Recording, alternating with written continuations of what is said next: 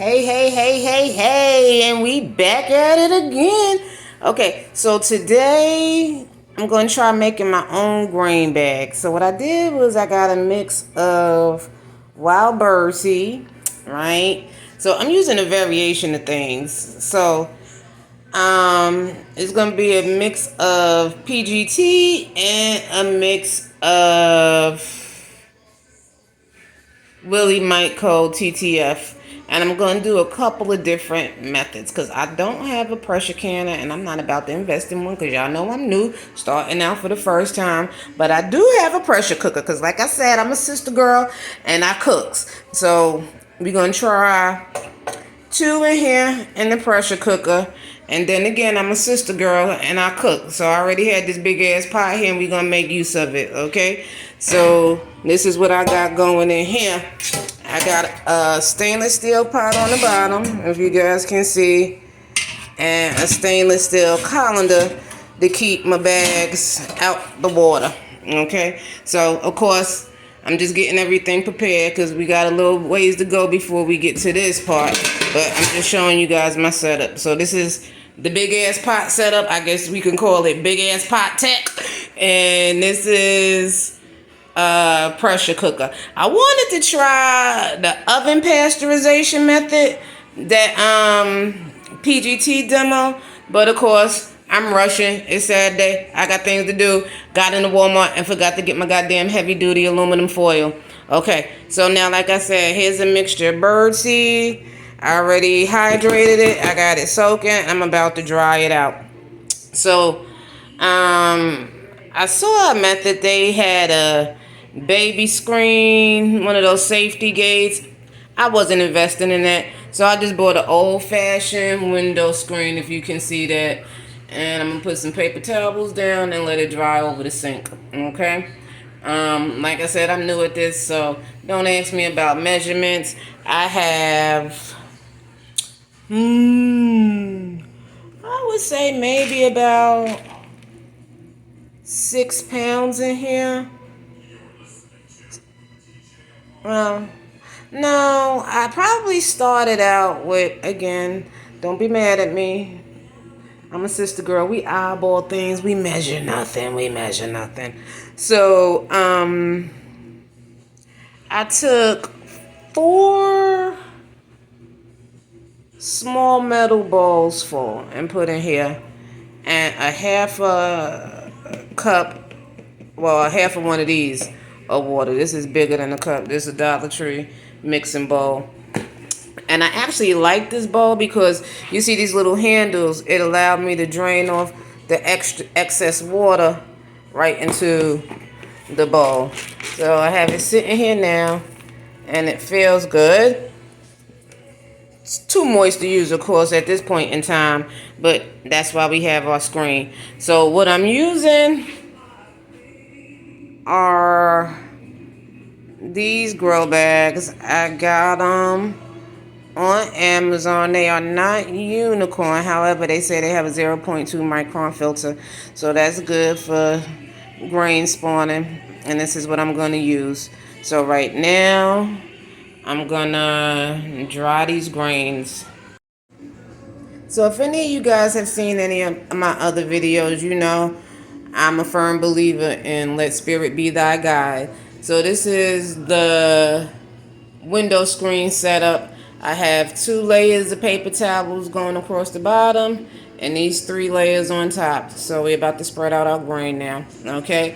So I know you guys probably clutching your pearls, all the stuff going back in the back, and oh my god, there's not a clean space. But we still gotta sterilize, so it doesn't have to be super sterile and clean right now. Of course, I did spray everything and wipe it down because I'm just a clean person, and that's how we do, that's how we live. So right now, I'm gonna spread out the grains, okay? Okay, so I poured the grain out on our little screen paper towel drying rack, and I'm just gonna spread it out with a big spoon. And you see all that excess moisture already? So we're gonna let it sit here and dry out. I'm probably gonna come back in about an hour and probably change out these paper towels. Spread it out as thin as possible. That would make sense. Because the thicker it is, the longer it's going to take out. Now, we're not trying to dry it completely because we do need our grains to retain some moisture because with our mushrooms, 90% water. So, we need some moisture for the mycelium to grow once we sterilize and inoculate these grains. So being that this is a window screen, you see it has a nice little separation in the middle, and I'm just gonna make 2 separate piles and spread them out as much as possible,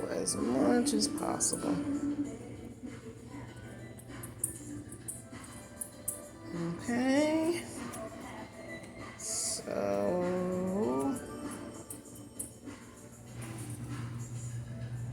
this step is pretty much complete. Now we are just going to wait before we start to fill the bags, okay? Okay, so through the miracle of television, YouTube, photography, whatever you want to call it, videography, we back. It's been 24 hours. I filled the rice bags and I put them in the pressure cooker. So I know I said I was doing 5 bags. We was doing pressure cooker and big ass pot. However, I slightly inebriated and I dropped a lot of my grains in the sink.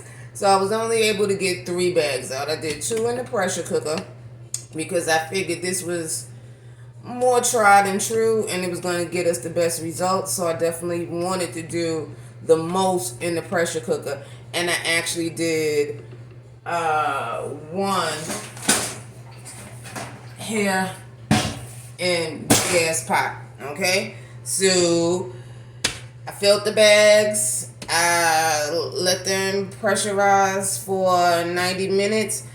I let it depressurize naturally on the stove.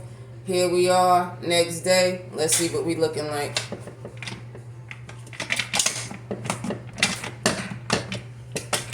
I hate opening up pressure cookers. Alright. So let's see what we looking like. I just put something to hold the bags down. Okay. I am pretty happy with these. So, like I said, this is my first time. According to PGT, he said shake it up a little bit to redistribute any excess moisture in the bag. So, yeah, I'm kind of happy with what these are looking like. So, again, we don't seal before we put them in the pressure cooker, pressure cooker, pressure can, or whatever you're using. But PGT, no, not PGT, 90 Second Mycology also has a video about grow bags without using a heat sealer. I'm actually going to use an impulse heat sealer because I have one here. I didn't go out and buy another one. So we're going to get into the heat sealing right now. Okay, so I wiped my gloves down, 70% ISO. And like I said, this is my first time, so I'm going with everything that I saw in the video.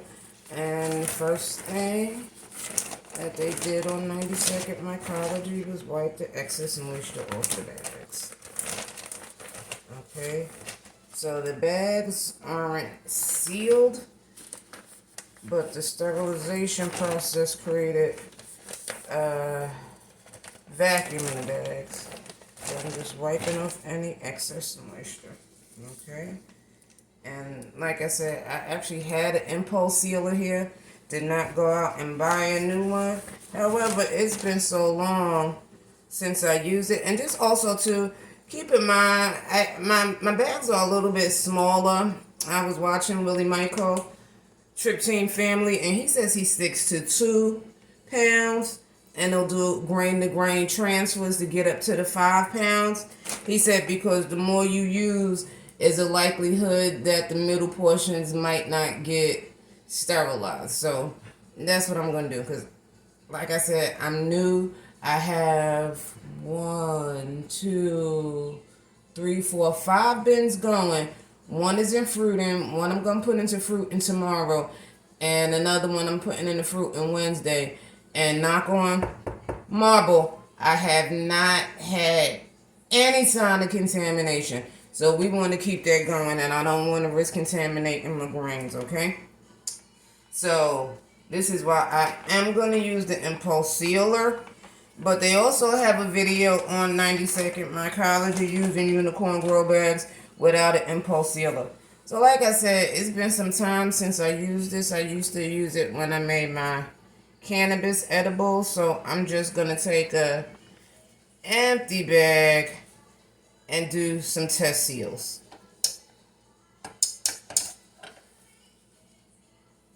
So let's check this out. See if we have a complete seal. And we do. This was actually really a really good seal if you can look. And I tested it by trying to open it, and it is completely sealed. So this is perfect. I have it set. I'm just going to adjust the camera a little bit. Or actually, I'll lift it up so you guys can see where I have it set. I have it right on the line where 5 is starting. So I don't know if the camera can pick that up, but that's where the setting is. And if you guys saw, beautiful seal, beautiful seal. So being at that work, that's the setting that we are going to rock and roll with. Okay, and you want to make sure you have it completely down over the heating mechanism. And push down, hold, and release. And we looking good again. So one bag done, out the way.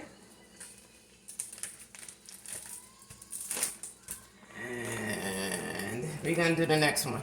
So you don't need to stand here and watch this. I'll pause and be back, okay? Okay, I'm back. So 2 bags sealed. These are ready to go.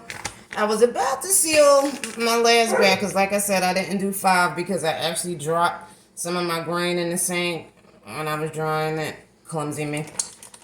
And this was the bag that I did in Big Ass Pot.